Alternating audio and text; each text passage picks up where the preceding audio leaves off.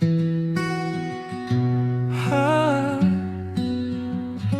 ha. 40 taon ang lumipas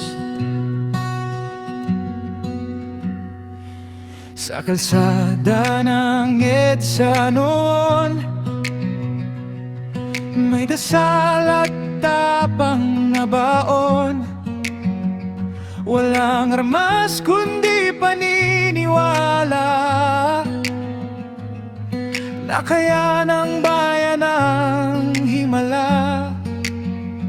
Tangkit sundalo'y hinarap ng rosaryo at yakap sa awit ng bayan ko. Isinilang ang bagong mundo. Ano nang nagawa natin sa kalayaang ating inangkin? Nasaan ang tinig ng lansangan sa gitna ng kasinungalingan? Saan na tayo patungo ngayon? Bayan ko, bakit parang ganon? Ang dating sigaw ay naging bulong, at ang pangarap ay baon sa limot ng kahamon. Mga pangakong napako sa hangin, mga trono na nilamon ng ginto't lihim, mga lider na dapat magsilbi, ngunit sarili ang inuuna lagi. Korupsyon paulit-ulit, parang sugat na di na maghilom. Kabataan ngayon'y nagtatanong, may saysay pa ba ang pagbangon?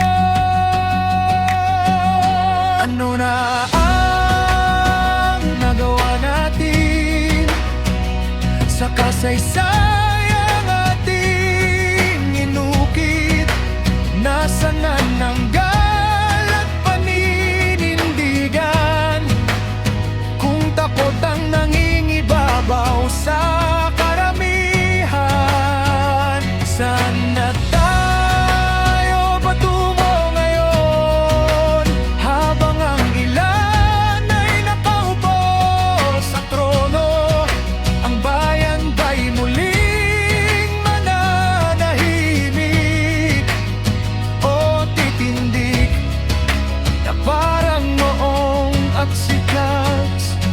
Hindi natapos sa EDSA ang laban, hindi isang araw ang sukatan. Kalayaan ay araw-araw na desisyon, kung tayo ba'y kikilos o aatras sa panahon.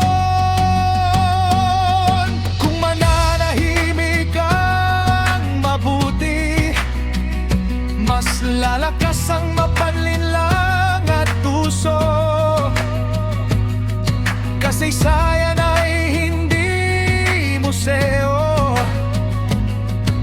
ito'y panawagan sa puso. May magagawa pa tayo, hindi pa huli ang pagbabago. Edits ay hindi alaala lang, kundi apoy sa pusong nagmamahal sa bayan. Ako nang gagawin natin kung hindi tayo? Sino pa ngayon?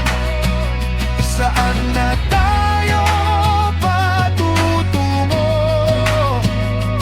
kung hindi babalik sa tapang ng tao?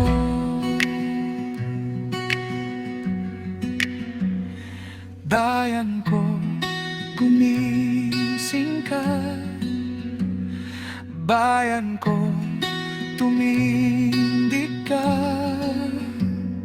40 taon na, ang tanong ay tayo na.